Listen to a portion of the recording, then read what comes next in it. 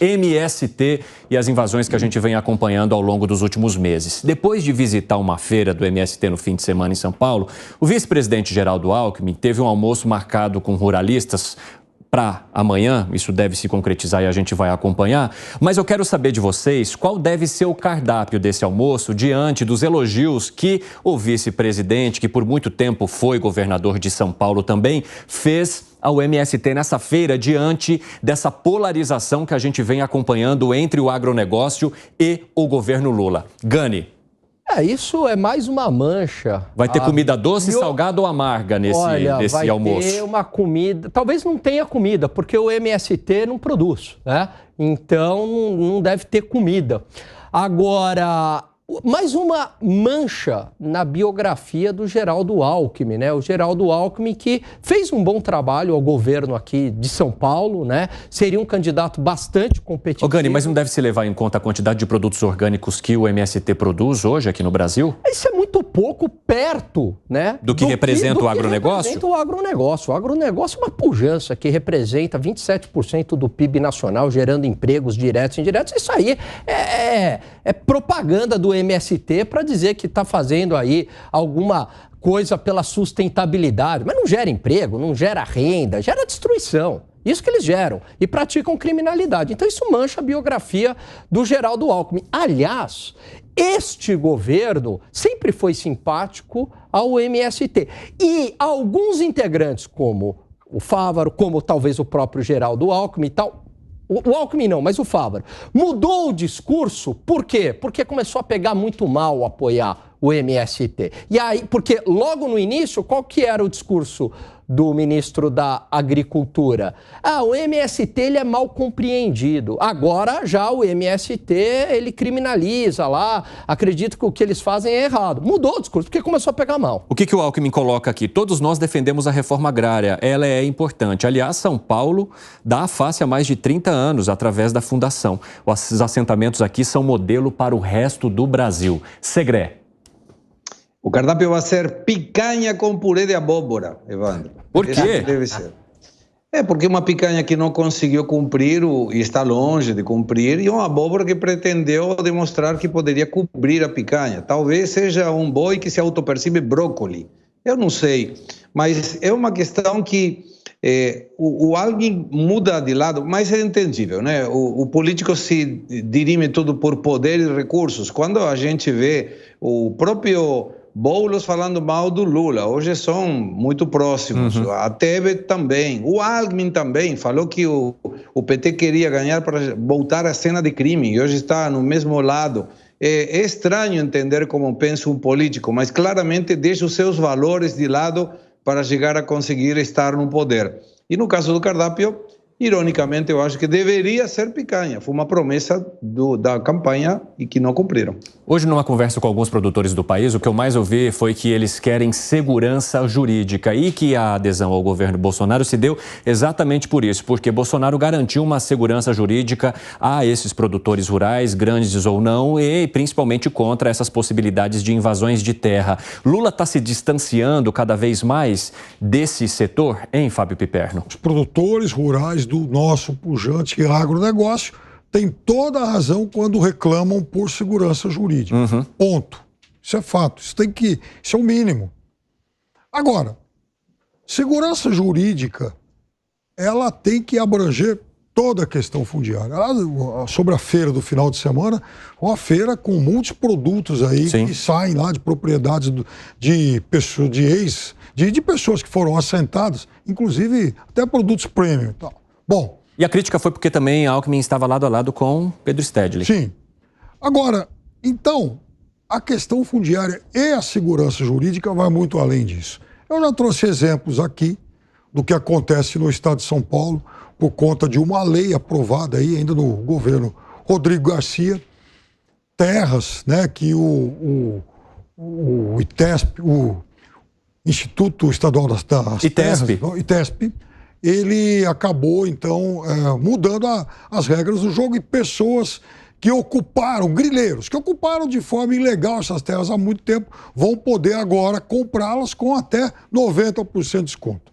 Outro dia, semana passada, a agência pública fez uma bela reportagem sobre uma área de 11 mil hectares na região do Mato Piba, ali, entre Maranhão, Tocantins, Bahia e Piauí, uma região muito fértil e tal, e que também foi alvo de, enfim, grilagem. Não existe a posse definida, mas tem gente ocupando aquelas fazendas. Hoje, estava lendo uma reportagem da revista Piauí sobre o maior grileiro do país. Sabe quanto esse cidadão acumula de terras sem título de propriedade, ou pelo menos sem a propriedade devidamente reconhecida? 458 mil hectares. Isso é equivalente a 3 vezes a cidade de São Paulo. Só uma das fazendas dele tem mais de 150 mil hectares. O que me surpreende é que o MST ou outras entidades ligadas aí à reforma agrária e tal, não tenham ido se manifestar lá. Porque esse tipo de problema... Porque, aliás, a esquerda brasileira, de vez em quando, tem algumas fragilidades intelectuais e tal, e não está atenta a todos os problemas. Esse é o tipo de região que tem que ser alvo de reforma agrária, sim. Esse tipo de região, esses 11 mil do Mato Piba, esse monte de terra que está sendo regularizado aqui em São Paulo. Então, o que é isso? Quer dizer, zona é essa aí? Isso não pode acontecer. Mas isso justificaria as invasões do MST nesse momento, então, no teu ponto de vista? Aí que eu queria chegar. Então, eu acho que são equivocadas, são criminosas quando, por exemplo, o MST entra em propriedades com posse reconhecida. Tá, mas se fosse numa propriedade como essa, em que não há todos esses títulos, sim, ele deveria invadir. Ué, se o outro invadir, por que o MST não pode? Gani, como é que você vê isso? Não, acho que não. Aí eu acho que a gente acaba indo para o caminho da barbárie, né? Um erro não justifica o outro. Concordo com o Piperno que muitos também ocupam terras ilegais e não são de movimentos, mas daí o caminho é acionando a justiça e não justificando uma invasão porque a terra foi ocupada indevidamente, né? E outra, hoje o agronegócio, ele ocupa terras produtivas. Muitas terras que não são produtivas estão justamente na mão do governo. E aí, por que não invadem justamente esta terra, né? Porque é claro que há esse alinhamento ideológico. E vende-se essa ideia que o Brasil é aquele latifúndio do século XVIII. Acabou isso daí. A estrutura no campo é altamente mecanizada e produtiva. É isso que incomoda o MST. O MST é um negócio ideológico. É só isso. Segré. Você sabe que nunca imaginei que eu ia dizer o que eu vou dizer, Evandro. Falar. Mas eu estou de acordo com o Piperno e não estou de acordo com o Alan. Olha só. Então, o outro até levantou a mão. Então, por favor, explique a todos nós por quê. Estamos ansiosos para isso. Porque ninguém fica ocupando 458 mil hectares de terra sem que alguém outro se toque que isso está acontecendo. Nunca é uma questão de um dia para o outro. E imagino que se nós estamos falando, conforme disse o Fábio, de 3 vezes a cidade de São Paulo, daria tranquilamente para resolver a questão do MST. Acabou o MST com essa questão de resolver a reforma tributária, a reforma agrária, perdão. Então, me parece que aí falha a justiça. Não estou de acordo com invasões porque outro invadiu. Claramente não. Eu exagerei no conceito. Mas me parece que aí a Justiça, o Congresso, até a própria, o Supremo Tribunal Federal, que se coloca em tantas questões tão importantes, poderia resolver essa questão colocando como é que alguém pode invadir, porque é uma invasão, 458 mil hectares de terra e sem que nada aconteça nada. E vou inclusive mais longe. Ele certamente está produzindo aí.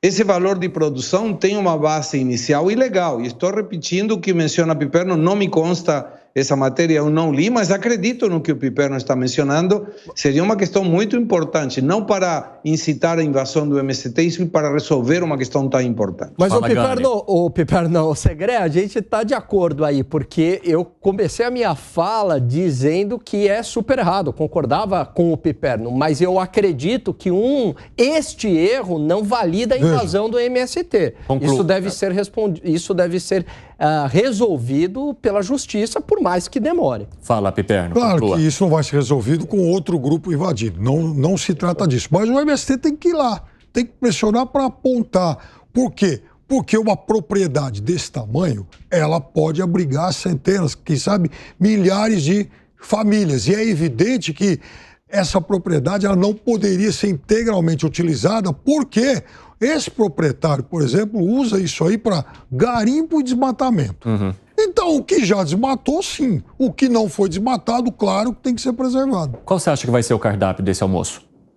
Eu acho que o que sobrou da feira do final de semana. E você, picanha ao molho piperno. Tinha queijo prêmio, inclusive. Né? Ai, meu Deus do céu. Estão querendo fatiar o piperno aqui, a gente não vai deixar, porque ele é importante para a composição desse grupo aqui do 3 em 1.